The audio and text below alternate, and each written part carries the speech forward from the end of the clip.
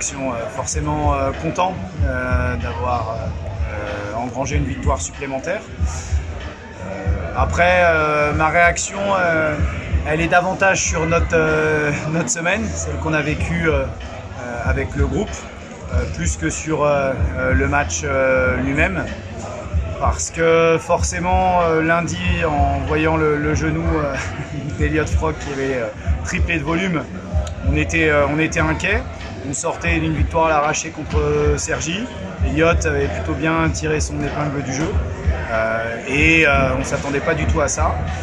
Donc on va dire qu'on a évité le pire parce qu'il y avait une suspicion de croisé qui l'aurait éloigné des parquets pour toute la saison.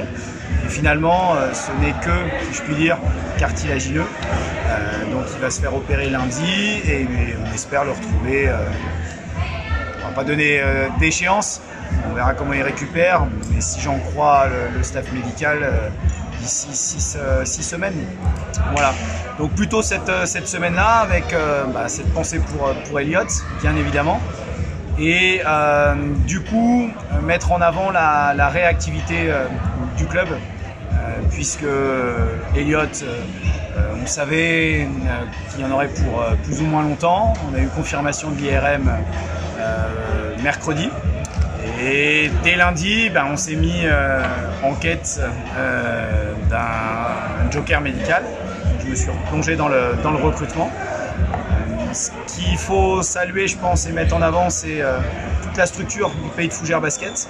À la fois le staff médical, puisque en un temps record sur la semaine, on a un rendez-vous et une ponction chez le doc, un IRM et une opération en moins d'une semaine. C'est quand même exceptionnel.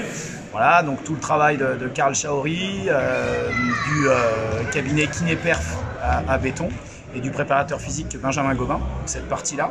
Et puis la partie plus dirigeante, avec en premier lieu le président Coudray, où d'une situation difficile, on ne sait pas, même si on était un petit peu abattu lundi soir, on ne s'est pas reposé sur notre sort. Et du coup, on a trouvé les ressources, les moyens, les leviers pour être réactif et rebondir.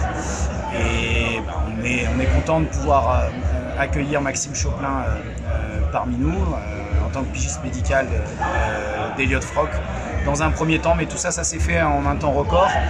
Et disons que c'est ça que je souhaite retenir et mettre en avant, qu'il faut saluer sur la semaine. C'est la structure du Pays de Fougères Basket avant tout. Et puis une pensée pour Christophe Evano, parce que ça se fait pas du jour au lendemain. Et aujourd'hui, si la structure existe, alors oui, je l'ai fait évoluer cette saison, mais l'ossature de cette structure médicale notamment et dirigeante, c'est Christophe qui en est à l'initiative dans la construction il y a plus de 5 ans maintenant. Voilà, donc une belle preuve qu'au Pays de Fougères Basket, on est capable de se donner les moyens de nos ambitions. Voilà, c'est ça qu'il faut retenir sur la semaine, parce que c'était vraiment pas simple, et malgré tout il y avait le match contre Loun à préparer, et tout le monde, toutes les petites mains ou les hommes de l'ombre ont œuvré et travaillé pour que ce soir, on puisse... Personne n'a rien vu finalement, on a remplacé Elliott Frock par Maxime Choplin, et je peux vous dire que c'est du boulot derrière tout ça. Et du coup, l'arrivée de Maxime Choplin, comment s'est-elle passée justement? Ça a été très court. Comment s'est passé pour lui justement? Ça a été court.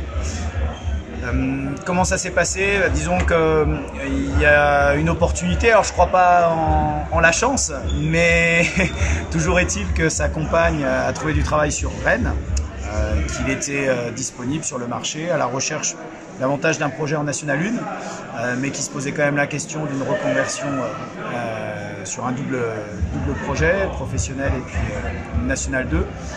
Et bon, c'est vrai que les liens que je peux avoir avec lui, parce que c'est pas un secret, on a travaillé ensemble pendant 6 ans, et c'est plus un gamin, mais c'est un jeune que j'ai eu et que je connais depuis tout petit, donc ça aide.